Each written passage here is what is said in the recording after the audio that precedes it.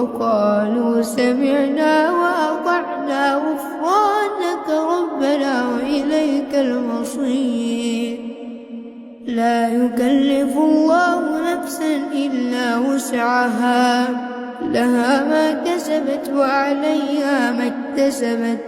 ربنا لا تؤاخذنا إن نسينا أو أخطأنا، ربنا ولا تحمل علينا إصرا كما حملته على الذين من قبلنا، ربنا ولا تحملنا ما لا طاقة لنا به، واعف عنا واغفر لنا وارحمنا، أنت مولانا فانصرنا على القوم الكافرين.